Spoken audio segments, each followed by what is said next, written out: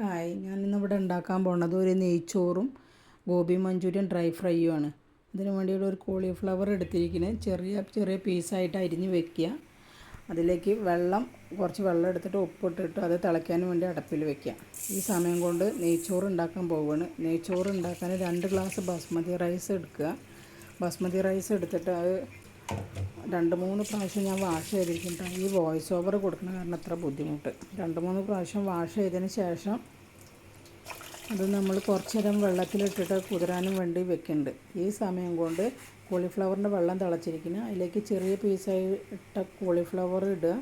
അത് ഒരു 2-3 മിനിറ്റ് അത് നന്നായിട്ടൊന്ന് തിളച്ചതിന് ശേഷം അത് നമ്മൾ എടുത്തിട്ട് സ്ട്രെയിൻ ചെയ്തിരിക്കുക.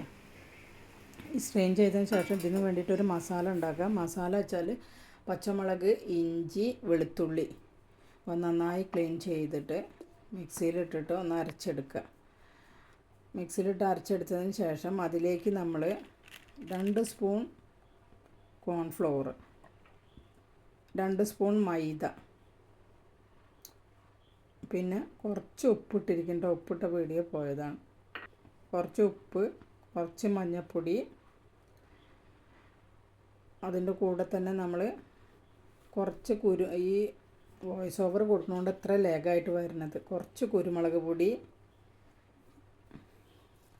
പിന്നെ കുറച്ച് നല്ല ജീരകപ്പൊടി, നല്ല ജീരകം ഇതാക്കിയതും കൂടി ഇട്ടിട്ട് നന്നായിട്ട് മിക്സ് ചെയ്തിട്ട് നമ്മളവിടെ സ്ട്രെയിൻ ചെയ്യാൻ വെച്ച കോളിഫ്ലവർ ഉണ്ടല്ലോ, തിളച്ചപ്പോൾ സ്ട്രെയിൻ ചെയ്യാൻ വെച്ചില്ല, ആ കോളിഫ്ലവർ എല്ലാം കൂടി ഇതിലിട്ടിട്ട് നന്നായിട്ട് മിക്സ് ചെയ്യുക.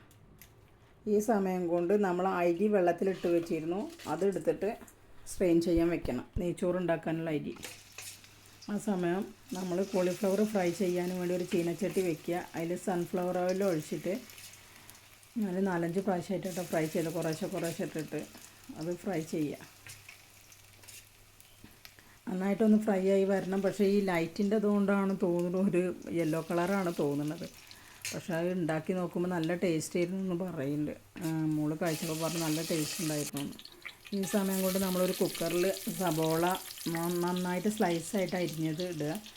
അതിലേക്ക് പെപ്പർ, അതായത് കുരുമുളക് പൊടിച്ചതല്ല ഇടേണ്ടത്, കുരുമുളക്, കറുവപ്പട്ട, ഗ്രാമ്പൂ, ഏലക്ക, അങ്ങനെ എല്ലാ സ്പൈസസും ഇടുക. കുറച്ച് ഉപ്പും ഇട്ടിട്ട് സബോള ഗോൾഡൻ ബ്രൗൺ ആവുന്ന വരെ നന്നായിട്ട് ഇളക്കി കൊടുക്കുക.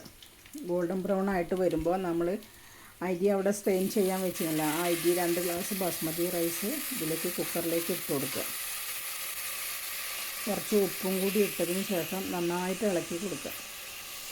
ഈ സമയം കൊണ്ട് 2 ഗ്ലാസ് ബസ്മതി റൈസിന് 4 ഗ്ലാസ് വെള്ളമാണ്. 4 ഗ്ലാസ് വെള്ളം ഞാൻ അപ്പുറത്തെ അടുപ്പിൽ തിളപ്പിക്കാൻ വേണ്ടി വെച്ചിരിക്കും. ആ 4 ഗ്ലാസ് വെള്ളത്തിലേക്ക് ഒഴിച്ചു കൊടുക്കുക.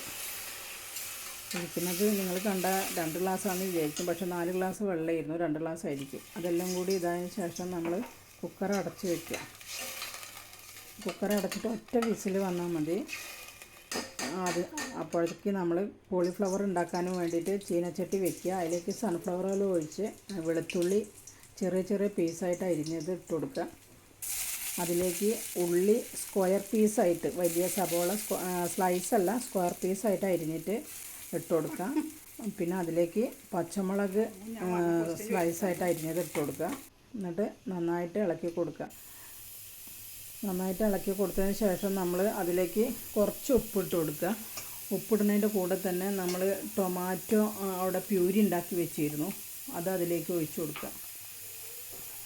ടൊമാറ്റോ പ്യൂരി ഇട്ട് കൊടുക്കുക. നന്നായിട്ട് ഓൾറെഡി ഇതിൻ്റെ ഒക്കെ ഒരു നല്ലൊരു സ്മെല്ല് വരുന്നുണ്ട്.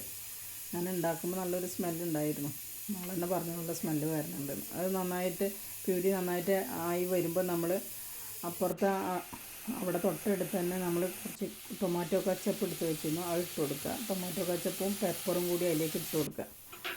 അതിന് ശേഷം നമ്മളൊരു പാത്രത്തിൽ കുറച്ച് മൈദയും കുറച്ച് കോൺഫ്ലോറും കൂടി മിക്സ് ചെയ്തിട്ട്, കുറച്ച് വെള്ളത്തിൽ മിക്സ് ചെയ്തിട്ട് അത് വെച്ചിരുന്നു, അതും കൂടി ഇതിലേക്ക് ഒഴിച്ചു കൊടുത്തിട്ട് നന്നായിട്ട് ഇളക്കുക. നന്നായിട്ട് ഇളക്കിയിട്ട് കുറച്ച് പെപ്പർ പൗഡർ ഇട്ടു, കാരണം എരിവ് വേണമല്ലോ, എരിവിന് വേണ്ടിയിട്ട് പെപ്പർ പൗഡറാണ് ഞാൻ ഇട്ട് കൊടുത്തത്. എന്നിട്ട് ഗോപിയും കൂടി ഇട്ടിട്ട് നന്നായിട്ട് ഇളക്കിയിട്ട് ലാസ്റ്റ് നമ്മൾ മല്ലിയിലയും കസ്തൂരി മേത്തി ഇട്ടിട്ട് അത് നമ്മൾ നന്നായി ഇളക്കി 5 മിനിറ്റ് കഴിഞ്ഞതിന് ശേഷം സെർവ് ചെയ്യാം.